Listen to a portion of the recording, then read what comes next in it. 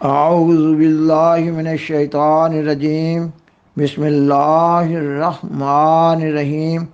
سامعین و ناظرین کرام، السلام علیکم ورحمۃ اللہ وبرکاتہ۔ سیدنا حضرت محمد رسول اللہ صلی اللہ علیہ وآلہ وسلم نے اپنی امت کو 3 بڑے گناہوں سے بار بار خبردار کیا ہے۔ آج کے پروگرام میں ان 3 بڑے گناہوں سے متعلق ایک حدیث پیش کرنا مقصود ہے۔ پروگرام کو آگے بڑھانے سے قبل درخواست ہے کہ اگر آپ کو یہ پروگرام پسند آئے تو اسے لائک کریں، اپنے دوستوں اور فیملی ممبر سے شیئر کریں، اور بالخصوص اپنے بچوں کی تعلیم و تربیت کے لیے اس مضمون کو آسان پیرائے میں ان کو سمجھانے کی کوشش کریں، اور اس چینل کو سبسکرائب کریں۔ جزاکم اللہ تعالی احسن الجزا۔ سامعین و ناظرین کرام، حدیث کی کتاب صحیح بخاری میں حضرت ابو بکر رضی اللہ تعالیٰ عنہ سے روایت ہے کہ ایک دفعہ رسول اللہ صلی اللہ علیہ وآلہ وسلم نے فرمایا کہ اے لوگو، میں تمہیں سب سے بڑے گناہوں سے اطلاع نہ دوں؟ اور آپ صلی اللہ علیہ وآلہ وسلم نے یہ الفاظ 3 دفعہ دہرائے۔ صحابہ کرام رضی اللہ تعالیٰ عنہم نے عرض کیا، ہاں یا رسول اللہ، آپ ضرور ہمیں مطلع فرمائیں۔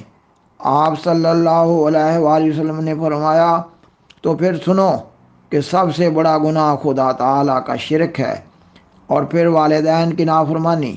اور آپ تکیہ لگائے ہوئے تھے، اور پھر آپ صلی اللہ علیہ وآلہ وسلم نے تکیے کا سہارا چھوڑا اور بڑے جوش سے فرمانے لگے، اچھی طرح سن لو کہ اس کے بعد سب سے بڑا گناہ جھوٹ بولنا ہے۔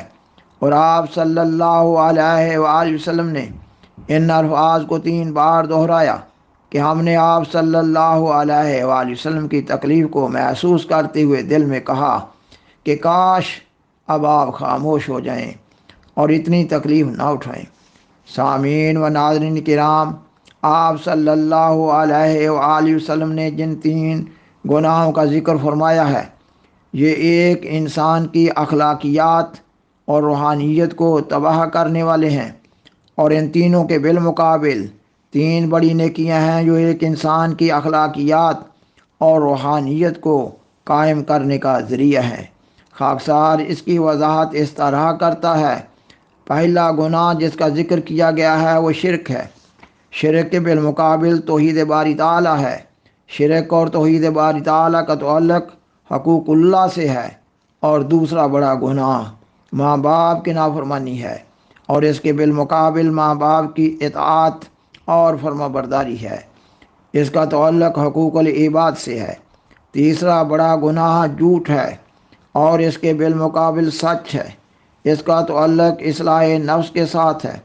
سامعین و ناظرین کرام، مذہب کی بنیادی اینٹ خدا شناسی ہے، یہ کہ اللہ تعالیٰ کی معرفت حاصل کرنا، اللہ تعالیٰ کی عبادت کرنا، اللہ تعالیٰ سے تعلق پیدا کرنا، اور یہی ایک انسان کی زندگی کا مقصد ہے۔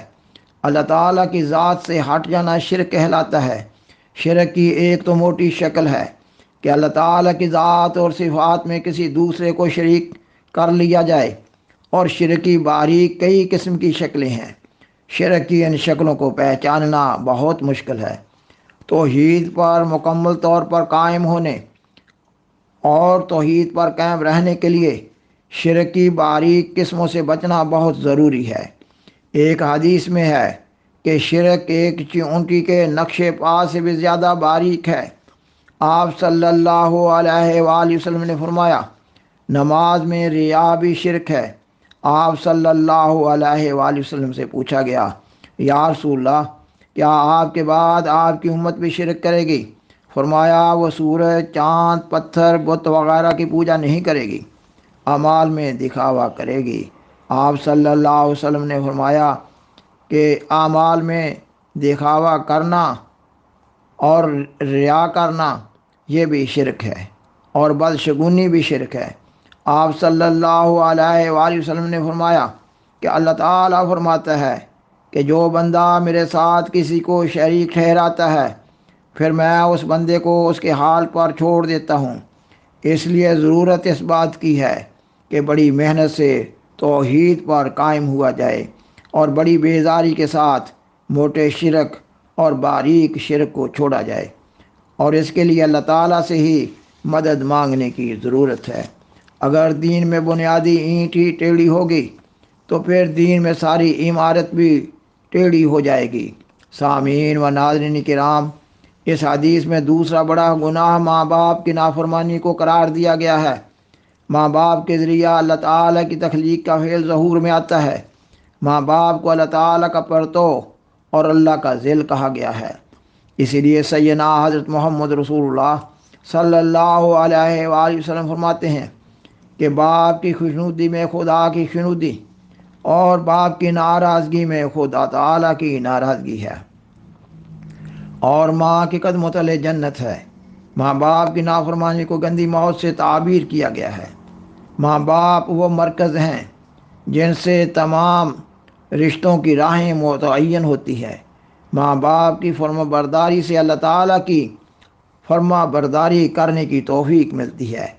اسلام میں اس مضمون کو بڑی وضاحت سے بیان کیا گیا ہے۔ حدیث میں ہے کہ اللہ تعالیٰ نے جب رحم کو پیدا کیا تو رحم نے پوچھا کہ اے اللہ، میرا کیا مقام ہے؟ اللہ تعالیٰ نے فرمایا کہ میرا ایک نام الرحمن ہے، اور اس کا روٹ یعنی مادہ رحم ہے۔ جس کسی نے تجھ سے تعلق جوڑا یعنی رحمی رشتے کا خیال کیا، اس نے میرے ساتھ تعلق جوڑا، اور جس نے رحم سے اپنا تعلق توڑ لیا، اس نے خدائے رحمان سے اپنا تعلق توڑ لیا۔ اسلام میں ماں باپ کی فرما برداری، اطاعت، حسن سلوک اور خدمت کرنے کی بہت تاکید بیان ہوئی ہے۔ ماں باپ کی دعائیں اور بد دعائیں اولاد کے حق میں قبول ہوتی ہیں۔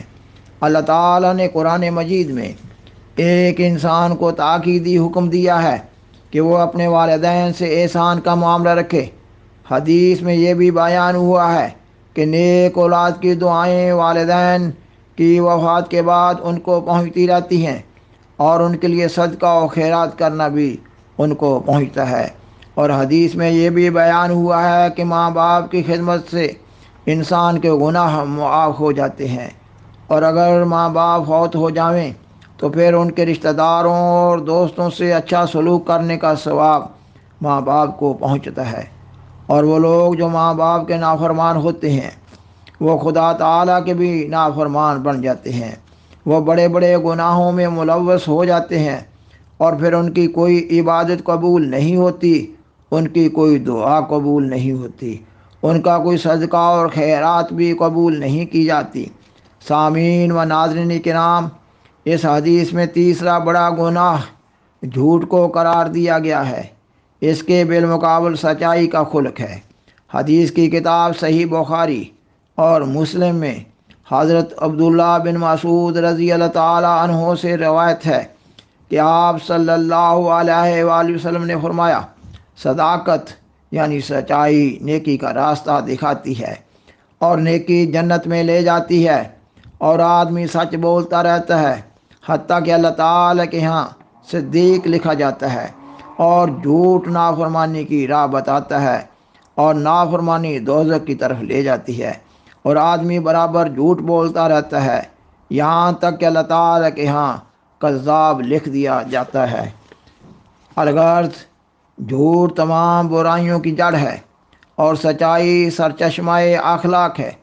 سچ بولنے سے ایک انسان میں تمام اخلاق حسنہ پیدا ہوتے چلے جاتے ہیں، لیکن سچ بولنے کا یہ بھی مطلب نہیں ہے کہ انسان بلا وجہ ہر جگہ سچ بولتا پھرے اور لوگوں کے عیوب بیان کرتا رہے۔ سچ بولنے کا مطلب یہ ہے کہ جب بولنے کی ضرورت ہو تو اس وقت انسان سچ بولے۔ ایک حدیث میں یہ بھی آتا ہے کہ جھوٹ بولنا اور جھوٹی گواہی دینا بھی شرک ہے۔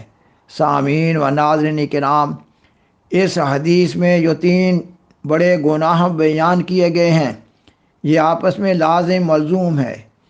کسی ایک گناہ کا ارتکاب کرنے سے باقی دو گناہ بھی پیدا ہو جائیں گے، اور پھر ان تین بڑے گناہوں کے علاوہ بھی کئی گناہ پیدا ہوتے چلے جائیں گے، اور ان تین گناہوں کے بالمقابل جو تین نیکیاں بیان کی گئی ہیں ان میں سے کسی ایک نیکی پر قائم ہونے سے باقی دو نیکیاں بھی پیدا ہو جائیں گی۔ اور پھر تینوں نیکیاں پیدا ہونے سے ایک انسان میں ان گنت اچھے اخلاق پیدا ہوتے چلے جائیں گے انشاءاللہ۔ اور خاکسار آخر میں کہتا ہے، پاک محمد مصطفیٰ نبیوں کا سردار حضرت محمد مصطفیٰ خاتم الانبیاء زندہ باد، وآخر دعوانا ان الحمد للہ رب العالمین۔ شکریہ۔